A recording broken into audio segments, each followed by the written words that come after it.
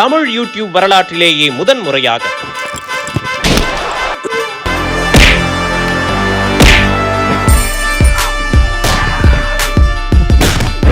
Social மீடியாக்களில் கலக்கிக் கொண்டிருக்கும் 15க்கும் மேற்பட்ட காமெடி பிரபலங்களை வைத்து நடத்தப்பட்ட பிரம்மாண்டமான wrestling comedy show.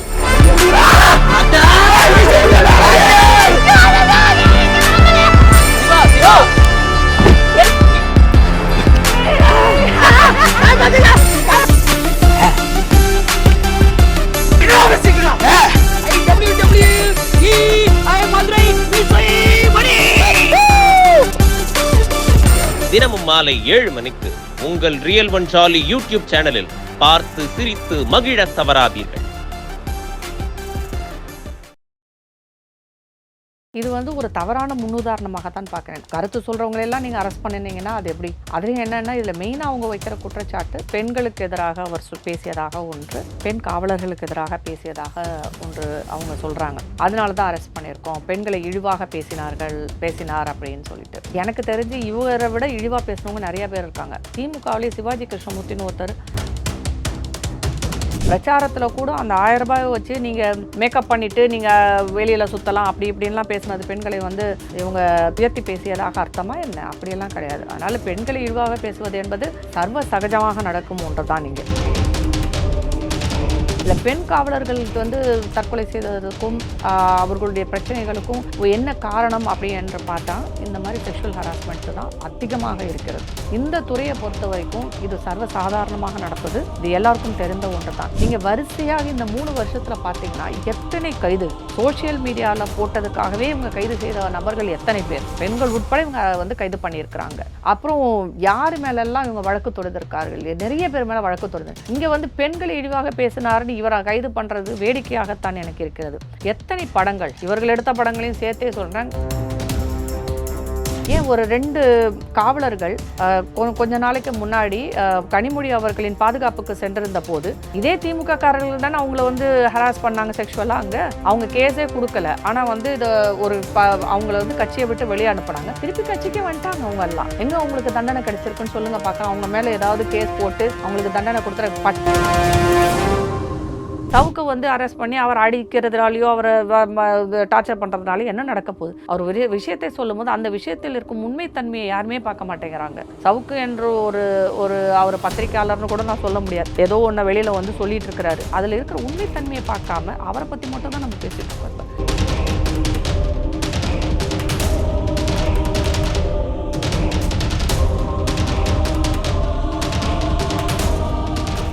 Real one voice நேயர்களுக்கு வணக்கம். இன்றைய நேர்காணலுக்காக நம்முடன் இணைகிறார் அரசியல் விமர்சகர் திருமதி ராதா தேவர் அவர்கள்.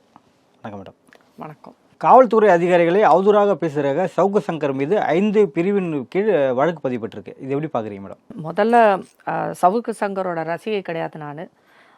அவர் பல நேரங்களில் பார்த்திங்கன்னா நிறைய விஷயங்களை சொல்கிறார். அதில் உண்மையும் இருக்குது, பொய்யும் இருக்குது, ரெண்டுமே இருக்கும். நேரத்துக்கு தகுந்த மாதிரி பேசக்கூடியவர் தான் அவரும். ஆனால் இதில் ஒரு விஷயம், யாருமே யாரையும் இங்கே விமர்சனம் பண்ணக்கூடாதுன்னு எதுவுமே கிடையாது.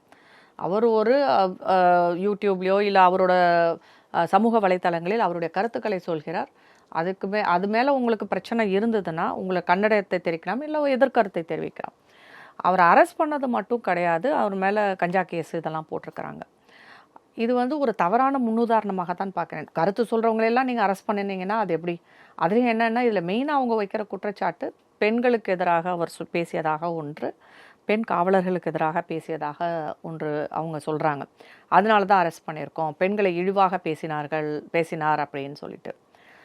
எனக்கு தெரிஞ்சு இவரை விட இழிவாக பேசுனவங்க நிறைய பேர் இருக்காங்க. திமுகவிலே சிவாஜி கிருஷ்ணமூர்த்தின்னு ஒருத்தர் பேசாத பேச்சே கிடையாது. குஷ்பு அவர்களை இவர்கள் எவ்வளோ நல்லா பேசுனாங்க, திமுக காரவங்க ரொம்ப மோசமாக பேசியிருக்கிறார்கள். தமிழிசை அவர்களை எவ்வளோ மோசமாக அவரோட பாடி ஷேமிங்னு சொல்லுவோம், அவர் உருவத்தை கேலி செய்து நிறைய பேசியிருக்காங்க.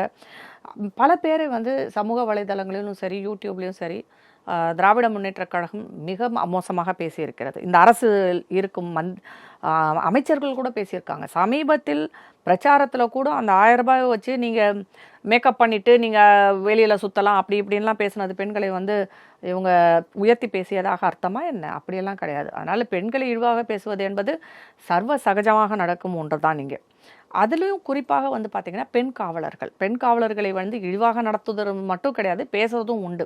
ஆனால் பெண் காவலர்கள் இந்த மாதிரி அவர் சவுக்கு சங்கர் சொன்ன மாதிரி சில வேலைகளுக்காகவும் சில ஃபேவர்ஸ்க்காகவும் அவங்கள வந்து மிஸ்யூஸ் பண்ணாங்களா மூத்த அதிகாரிகள் அப்படின்னு பார்த்தோம்னா நடக்காமலாம் இல்லை.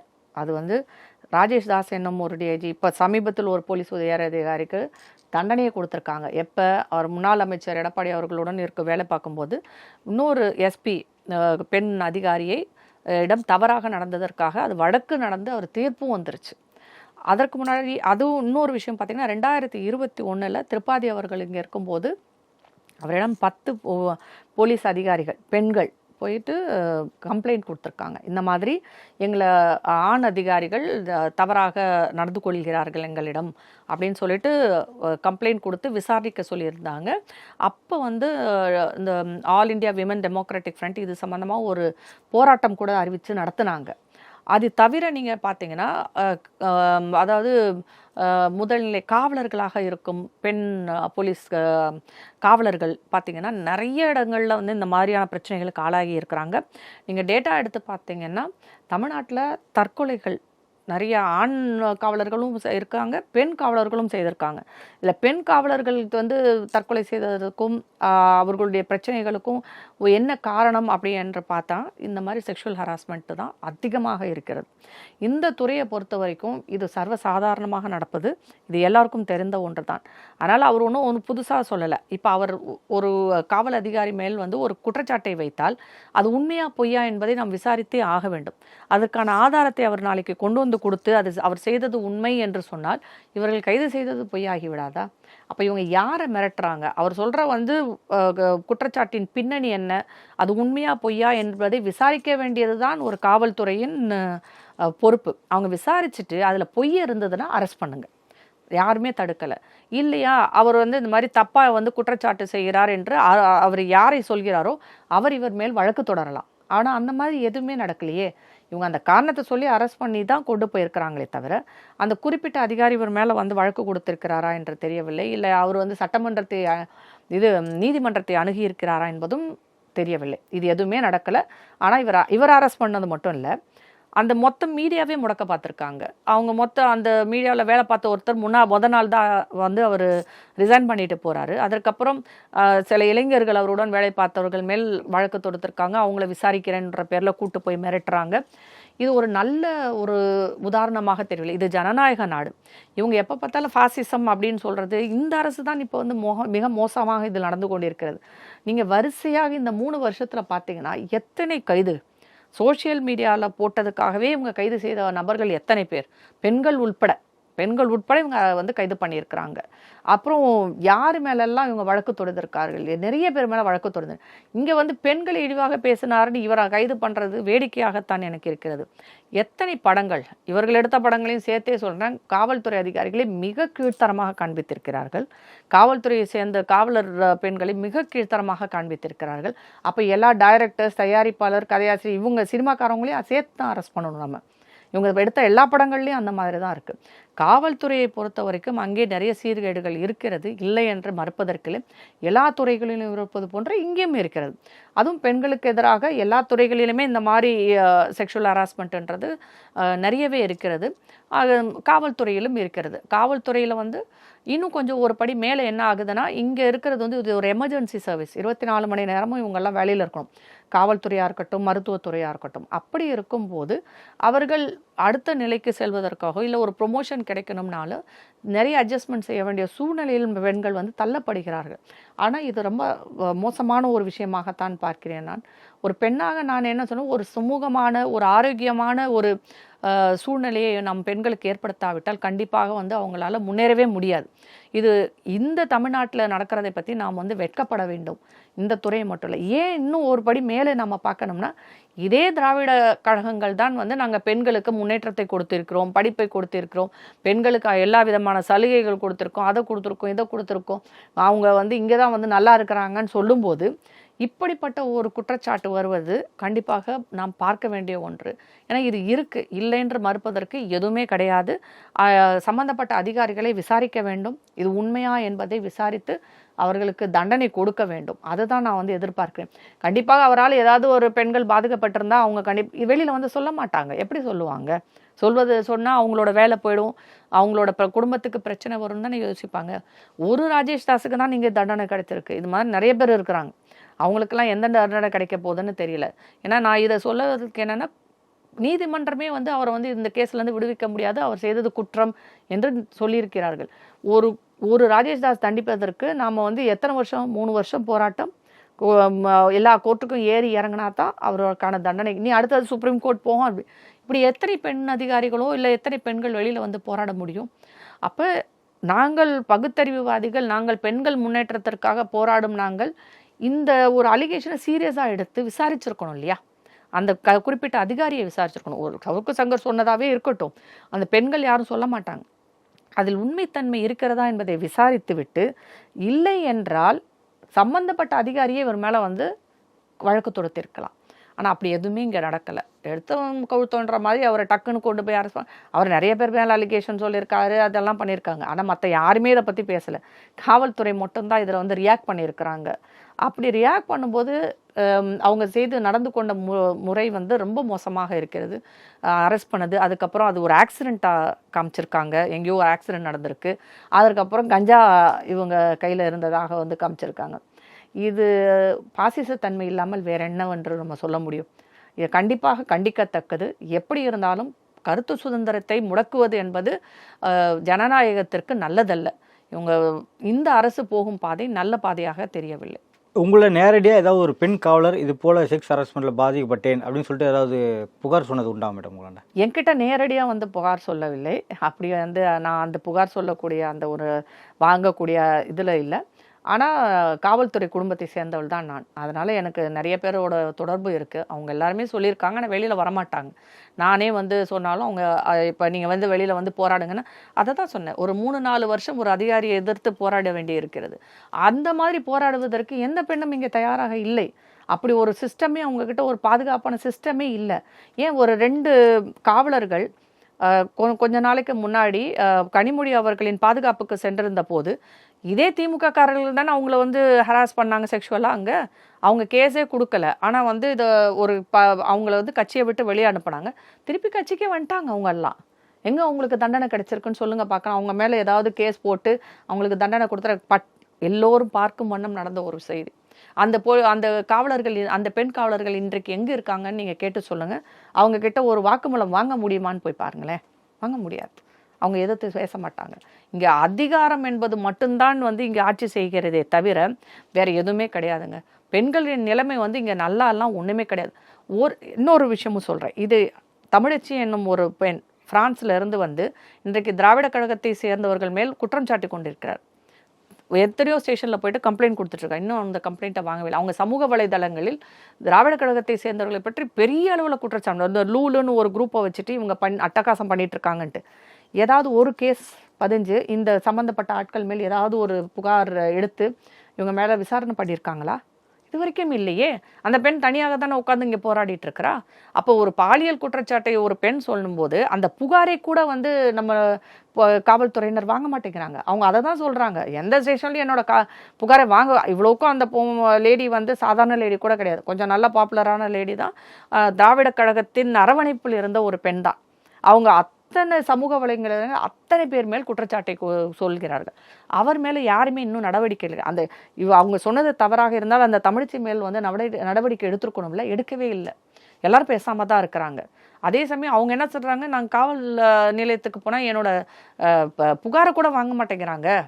அப்போ பெண்களுக்கு இங்கே என்ன நிலைமை இருக்குன்றது இது ஒன்றுலையே தெரியலையா? படித்த பகுத்தறிவுன்ற சொல்கிற எல்லாமே இருக்கிற ஒரு பெண், ரொம்ப முன்னேறிய ஒரு பெண், ஒரு வெளிநாட்டிலெல்லாம் வாழ்ந்து இங்கே வந்த ஒரு பெண்ணாலேயே இவர்களை எதிர்த்து போராட முடியவில்லையே. அப்படி இருக்கும்போது சாதாரண காவலர்கள் எப்படி வந்து போராடுவாங்க? பெண் காவலர்களின் நிலை என்பது தமிழகத்தை பொறுத்த வரைக்கும் ரொம்ப மோசமாக இருக்குது. அவங்களுக்கான நிலை வந்து, அதுவும் அவங்களோட அப்யூஸ், இது செக்ஷுவல் அப்யூஸ் இருக்குது, வேர்பல் அப்யூஸ்ன்னுவாங்க. வாய்மொழியாக இவர்களை தகாத வார்த்தைகளால் அதிகாரிகள் திட்டுவது, ஆண் அதிகாரிகள் நிறைய நடக்கும். அதே மாதிரி அவங்களுக்கு சொன்னதை கேட்காட்டி மாற்றி விடுவாங்க, ட்ரான்ஸ்ஃபர் பண்ணிவிடுவாங்க ஒரு இடத்துலேருந்து இன்னொன்று, இல்லை அதிகமாக வேலை வாங்குவாங்க, இல்லாட்டி பந்தோபஸ்தில் போடுவாங்க. பந்தோபஸ்து இந்த வெயிலில் போயிட்டு எங்கேயாவது ஒரு இடத்துல பந்தோபஸ்துக்கு போய் நிற்கும் போது அவங்களால வந்து ஒரு பாத்ரூம் டாய்லெட் கூட யூஸ் பண்ண முடியாத நிலமையில இருப்பாங்க. நிறைய பேருக்கு இயற்கை உபாதைகள் நிறையவே இருக்கும் பெண்களுக்கு. அவங்களுக்கு என்ன மாதிரியான வசதிகளை நீங்கள் செய்து கொடுத்துருக்கிறீர்கள்? அப்படிலாம் எதுவுமே கிடையாது. நிறைய பெண் காவலர்கள் வெளியே வந்து இதை சொல்ல முடியாது, ஏன்னா இவங்களுக்குன்னு சங்கம் கிடையாது. இப்போ காவலர்களுக்கு என்று தனி சங்கம் எதுவுமே கிடையாது. இப்போ கேரளாவில் மட்டும்தான் இருக்குது. தமிழ்நாட்டில் வந்து சங்கம் அமைக்கவே முடியாது. நீங்கள் அமைச்சிங்கன்னா அமைக்கணும்னு ஒரு முயற்சி எடுத்தால் கூட உங்களை ஏதாவது உண்டு இல்லைன்னு பண்ணிவிடுவாங்க. இங்கே இருக்க மேலதிகாரிகளும் சரி, இல்லை அமைச்சர்களும் சரி, அரசும் சரி, இதை பற்றி ஒரு ஒரு ஒரு கண்ணோட்டமே இல்லாமல் இருக்காங்க. ஒரு திறந்த மனதோடு பெண் காவலர்களுக்கு, பெண் அதிகாரிகளுக்கு இந்த மாதிரி பிரச்சனை இருக்கா என்பதை விசாரிக்க கூட அவர்கள் தயங்குகிறார்கள். நான் சவுக்கு சொன்னதை விடுத்து பார்த்தீங்கன்னா, அவர் சொன்னது அவர் ஒரு பெட்டியை திறந்து விட்டுருக்காரு, ஒரு பூதம் கலப்பன மாதிரி. ஆனால் அவர் சவுக்க திட்டுற யாருமே பெண்களுக்கு நேர்ந்த கொடுமையை பற்றி பேச மாட்டேங்கிறாங்க. பெண்களுக்கு இப்படி உண்மையிலே நடந்துதா அப்படி விசாரிக்கணும்ல. அது என்ன, பெண் காவலர்கள் வந்து எத்தனை பேர் வந்து இது மாதிரி புகார் கொடுத்துருக்க, நீங்கள் டிபார்ட்மெண்டல் என்கொயரிக்குள்ளே போய் பார்த்தா தான் தெரியும் எத்தனை பெண் காவலர்கள் இந்த மாதிரி ஆண் அதிகாரிகள் மேல் வந்து எவ்வளோ பேர் வந்து கம்ப்ளைண்ட் பண்ணியிருக்கிறாங்கன்றதை நம்ம வந்து பார்க்க முடியும். இப்போ அந்த டிபார்ட்மெண்ட்டுக்குள்ளே நடக்கிறது வெளியில் வரவே வராது. ஏதோ ஒன்று வெளியில் வரும்போது மிக மோசமாக போய் இந்த மாதிரி செய்திகள் வரும். நான் சொன்ன மாதிரி 10 பெண் அதிகாரிகள், காவல் அதிகாரிகள் புகார் கொடுத்தும் அதுக்கப்புறம் அது விசாரணையெல்லாம் நடந்தது. விசாரணை போச்சு. அதுக்கப்புறம் இது என்ன ஆச்சுன்னு கூட இப்போ தெரியலை. 2021 நடந்தது. இன்றைக்கு அந்த கேஸோட நிலைமை என்னன்னு கூட தெரியலை. இதுதான் வந்து உண்மையான நிலைமை. இதை பற்றி தான் நாம் விவாதிக்க வேண்டுமே தவிர, உண்மையான விஷயத்தை விட்டுட்டு சவுக்கு வந்து அரெஸ்ட் பண்ணி அவர் அடிக்கிறதுனாலையோ அவரை டார்ச்சர் பண்ணுறதுனாலையோ என்ன நடக்க போகுது? அவர் ஒரு விஷயத்தை சொல்லும் போது அந்த விஷயத்தில் இருக்கும் உண்மைத்தன்மையை யாருமே பார்க்க மாட்டேங்கிறாங்க. சவுக்கு என்று ஒரு அவர் பத்திரிகையாளர்னு கூட நான் சொல்ல முடியாது. ஏதோ ஒன்று வெளியில் வந்து சொல்லிட்டு இருக்கிறாரு. அதில் இருக்கிற உண்மைத்தன்மையை பார்க்காம அவரை பற்றி மட்டும் தான் நம்ம பேசிகிட்டு இருக்கோம். இப்போ இது அரசியல் ஆகிவிட்டது. உண்மையை சொல்லப்போனால் இது ஒரு சமூக அவலம் என்று தான் சொல்ல வேண்டும். நான் இவரோட கைது வந்து பத்திரிகை துறைக்கு ஒரு முற்றுப்புள்ளி இல்லைன்னா ஒரு அச்சுறுத்தும் வகையில் நடந்து இருக்குது அப்படின்னு எடுத்துக்கலாம் மேடம். கண்டிப்பாக ஒரு சில தினங்களுக்கு முன்னாடி முதல்வரே ஒரு எக்ஸ்தலத்தில் ஒரு பதிவு போடுறாரு. என்னன்னா, கடந்த 10 ஆண்டுகளாக பாஜக ஆட்சியில் பத்திரிகை சுதந்திரம் ரொம்பவே சுத்தமாகவே இல்லை, பத்திரிகை சுதந்திரம் தன்னிச்சையாகவே யாரும் செயல்படவில்லை, மிரட்டுறாங்க அப்படின்ற மாதிரி ஒரு எக்ஸ்தலத்தில் பதிவு கொடுத்தார். இப்போ தமிழ்நாட்டில் பத்திரிகை சுதந்திரம் எப்படி இருக்குது? பத்திரிகை சுதந்திரம் ரொம்ப கேவலமாக தான் இருக்குது. அவர் வந்து 10 வருஷமாக பாஜக ஆட்சியில் இந்த மாதிரி பத்திரிகை சுதந்திரம் இல்லை என்று கூறுகிறார்கள்.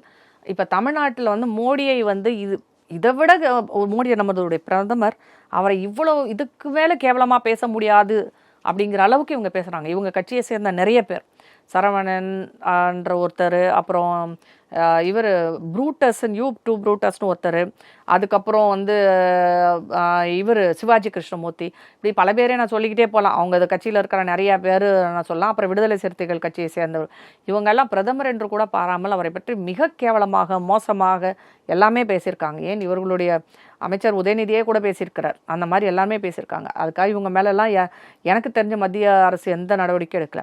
ஆனால் இவங்க மேலே ஒரு சின்ன ஒரு குற்றச்சாட்டு வச்சாலோ, இவங்களை பற்றி ஏதாவது ஒரு விமர்சனம் வந்தாலோ, கைது செய்தவர்கள் எண்ணிக்கையை நீங்கள் பார்த்தீங்கன்னா ஏகப்பட்ட பேர். அதில் முத்தாய்ப்பாக இப்போ வந்து இவர் சவுக்கு சங்கரும் வந்து சேர்ந்திருக்காரு. இங்கே பத்திரிகை சுதந்திரமோ இல்லை கருத்து சுதந்திரமோ கண்டிப்பாக கிடையாது. முக்காவாசி பத்திரிகை அவங்க கையால் தான் இருக்கிறாங்க. இவர் பாஜக தலைவர் அண்ணாமலையே அதை சொன்னார் இல்லையா? அப்போ எல்லாமே இவங்களோட கையால் தான் இருக்கிறாங்க. இவங்க சொல்கிறது தான் வந்து பத்திரிகையில் போடுறாங்களே தவிர, இவர்களை கண்டித்தோ இல்லை இவர்கள் செய்யும் தவறுகளை சுட்டி காட்டியோ யாராவது பதிவிட்டால், அதுவும் சமூக வலைதளங்கள் போட்டால் கூட இவங்களோட ஐடி விங் வந்து அதை கண்டுபிடிச்சி அவங்க மேலே கேஸ் போட்டு அவங்கள ஹராஸ் பண்ணுற அளவுக்கு தான் போகிறாங்க. இல்லை பெண்களையும் கூட இவங்க விட்டு வைக்கலை, மாணவர்களை விட்டு வைக்கலை, இளைஞர்களை விட்டு வைக்கலை. யாராக இருந்தாலும் இவங்க என்ன செய்கிறாங்கன்னா, யார் இவங்களை பற்றி எதிர்த்து பேசினாலோ இல்லை வெளியில் வந்து சொன்னாலோ அவர்கள் கண்டிப்பாக வந்து ஏதாவது ஒரு பாதிப்புக்குள்ளாவீர்கள் அப்படிங்கிற மாதிரி ஒரு தோற்றத்தை உண்டு பண்ண பார்க்குறாங்க. இதனால் இவங்க பத்திரிகைக்காரங்க அதாவது மக்களின் வாயை கட்டி போடலாம், இல்லை கருத்து சுதந்திரத்தை முடக்கலாம். ஆனால் மக்களின் மனதில் இதெல்லாம் இருக்கத்தானே செய்யும். எவ்வளோ நாளைக்கு நீங்கள் இந்த மாதிரி ஒரு அராஜகத்தை செஞ்சுட்ருக்க முடியும்? அவங்க பேசுகிறதுல உண்மைத்தன்மையை பார்க்கலாம், அவங்க மேலே நீங்கள் கேஸ் போடலாம், எது வேணாலும் பண்ணலாம். அது இல்லைன்னா பொய்யன்னு நிரூபிக்கலாம். ஆனால் எடுத்த உடனே அரெஸ்ட் பண்ணுறது, இல்லை தேடி போய் அரெஸ்ட் பண்ணுறது, ஊராக போயிட்டு விரட்டிட்டு போய், இந்த வேகத்தை இவங்க வந்து இந்த கஞ்சா கடத்துறவங்க, போதைப்பொருள் கடத்துறவங்க இவங்க மேலே காமிச்சிருந்தா நல்லாயிருக்கும். தமிழகமாவது கொஞ்சம் நல்லா உருப்பட்டிருக்கும். ஆனால் அதில் வந்து இவங்க வேகத்தை காமிக்கவில்லை. இன்றைக்கு வரைக்கும் இந்த மாதிரி ஆட்களை சவுக்கு சங்கரை வந்து அடுத்த செகண்ட் அரெஸ்ட் பண்ணுறாங்க. வேங்கை வயலில் வந்து மலம் கலந்தவரை இன்னைக்கு வரைக்கும் அரெஸ்ட் பண்ணலை. அடுத்து இவ்வளோ நாளாக வந்து அவங்களுக்கு கண்ணுக்கே தெரியல போல இருக்குது. ஸோ உண்மையான குற்றங்களை செய்பவர்களை வந்து இவங்க வந்து கைது பண்ணவோ அவங்க மேலே நடவடிக்கை எடுக்காமலோ இது மாதிரி இவங்க அரசை பற்றி குறை சொல்பவர்களை பற்றி மட்டும்தான் நடவடிக்கை எடுத்துக்கொண்டு இருக்கிறார்கள். ஆனால் சவுக்கு சங்கர் மட்டும் இல்லாமல் அவரை சுற்றி இருந்தவர்கள் மேலேயும் வந்து நடவடிக்கை எடுத்தது மோசமான செயல். அது பத்திரிகை சுதந்திரத்தை முடக்குவதாக தான் நான் பார்க்கிறேன். நடப்பு அரசியல் குறித்து பல்வேறு கருத்துக்களை பிரதிபலிக்க மிக்க நன்றி மேடம். நன்றி.